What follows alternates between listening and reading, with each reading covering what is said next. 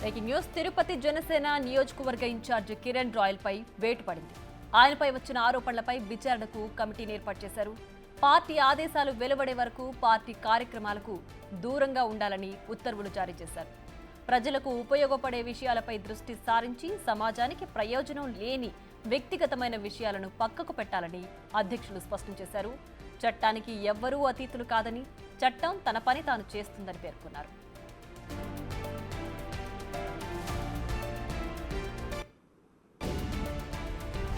ఇక మరింత సమాచారాన్ని మా ప్రతినిధి దామోదర్ అందిస్తారు. దామోదర్, చెప్పండి, ప్రస్తుతం కిరణ్ రాయల్ పైన వేటు పడింది కదా, ఏంటి దీనికి సంబంధించి డీటెయిల్స్?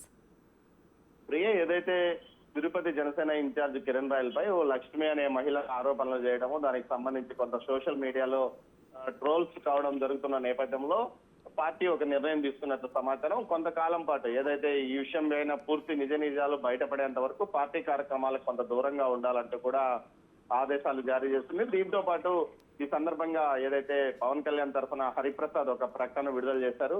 వ్యక్తిగత విషయాలను పక్కన పెట్టి పార్టీకి ప్రజలకు ఉపయోగపడే విధంగా ప్రతి ఒక్క కార్యకర్త వ్యవహరించాలంటూ కూడా కోరారు. మరోవైపు ఏదైతే చట్టం తన పని తాను చేసుకుపోతుంది, ఇక్కడ తప్పు ఎవరిదైతే వారి మీద ఖచ్చితంగా చర్యలు ఉంటాయంటూ కూడా తెలియజేశారు.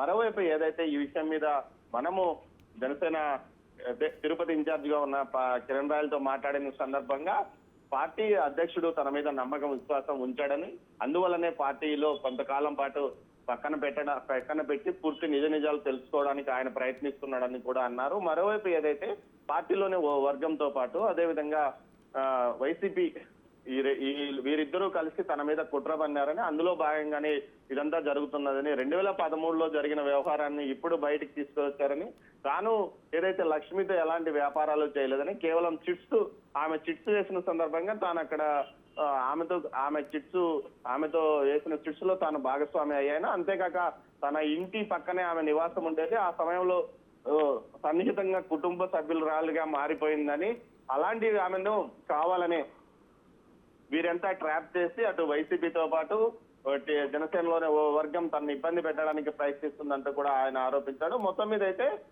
పార్టీ ఆవిర్భావం నుంచి సిన్సియర్ కార్యకర్తగా పనిచేశాడు. దీంతో పాటు ఎక్కడ తమ అధినేత మీద ఈగ వాళ్ళనివ్వకుండా అతను ఎక్కడైనా సరే విమర్శలు చేస్తూ ప్రత్యర్థిని విమర్శలు చేయడంలో దిట్ట. అలాంటి వ్యక్తిని అటు పార్టీలోనే ఓ వర్గంతో పాటు వైసీపీ ఈ విధంగా కుట్ర పని చేసిందని అతని అనుచరులు అంటున్నారు. మొత్తం మీద ఈ వ్యవహారం పైన పవన్ కళ్యాణ్ పూర్తి స్థాయిలో ఎప్పుడు ఎలాంటి నిర్ణయం తీసుకుంటారో వేచి చూడాలి. మొత్తం మీద దీనికి సంబంధించి కొంతకాలం పార్టీ కార్యక్రమాలకు దూరంగా ఉండాలంటూ ఆదేశాలు జారీ అయినట్లు ఒక ప్రకటన వెలువడింది. ఈ ఆరోపణలు రుజువయ్యే వరకు, లేదంటే దీనికి సంబంధించి ఏ విధమైన స్పష్టత వచ్చే వరకు కూడా ఆయన పార్టీ కార్యక్రమాలు ఏ విధమైన కార్యక్రమాల్లో పాల్గొనకూడదు అన్నట్టేనా దీనికి సంబంధించి?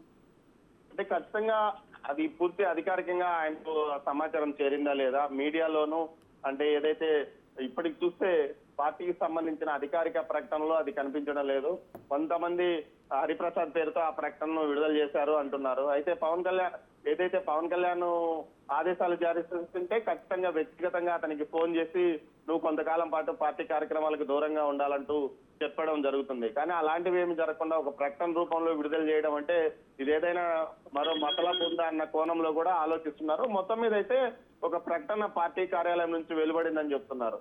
దీనికి సంబంధించి పూర్తి నిర్ణయం అటు పవన్ కళ్యాణ్ చెప్తారా, లేకపోతే నాగబాబు కానీ అయితే పార్టీ సీనియర్ మంత్రి అయిన నాదెండ్ల మనోహర్ గాని ఏదైనా ఒక ప్రకటన చేసే అవకాశం ఉందా, లేకపోతే ప్రత్యక్షంగా అటు కిరణ్ రాయల్ తో మాట్లాడే అవకాశం ఉందా అన్న విషయం మీదనే వారి అనుచరులు చెప్తున్నారు. మొత్తం మీద అయితే ఒక ప్రకటన మాత్రం ఇప్పుడు వచ్చిందని చెప్తున్నారు. ప్రియా.